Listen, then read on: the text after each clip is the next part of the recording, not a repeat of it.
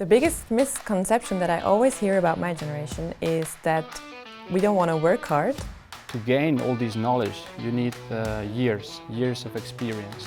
I see them as colleagues, but not as some aliens that are different.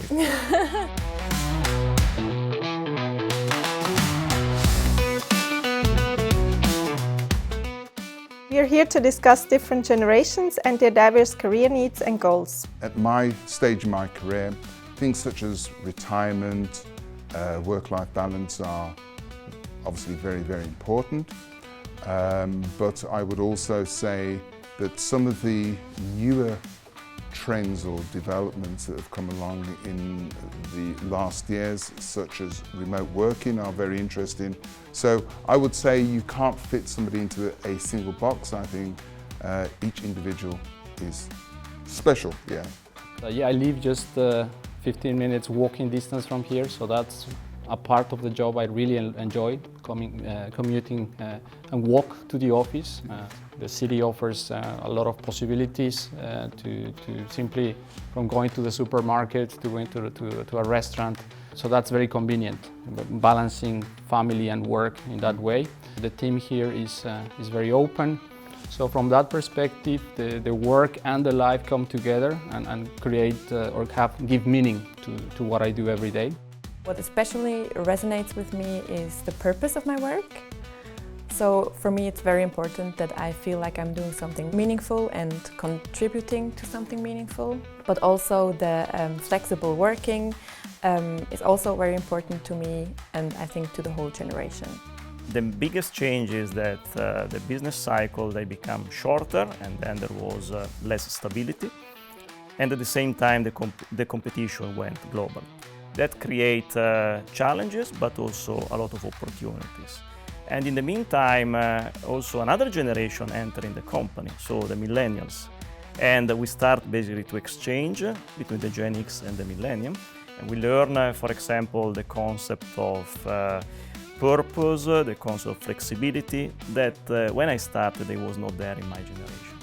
I love working for a company that shares the values that I'm sharing as well. In the beginning of my career, flexible working in that sense didn't exist.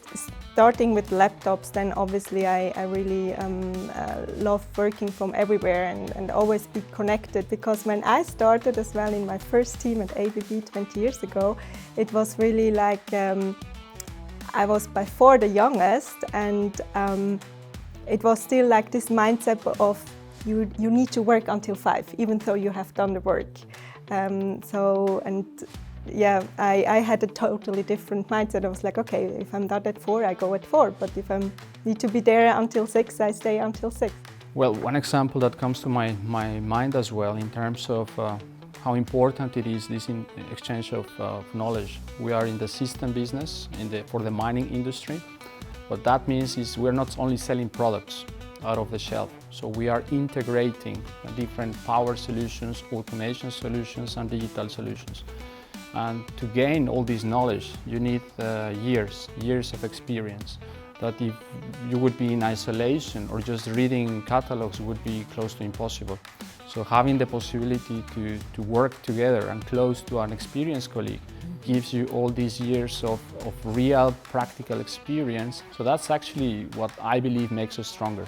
Because we're in a global business, as you know, in very complex projects, very complex environments. So the more diverse teams and you bring and compare, you bring together people working as a team, you're actually stronger as a team. I would say from my perspective as a baby boomer, I've worked with obviously a lot of younger colleagues, especially more recently as I move on in my career in the organisation.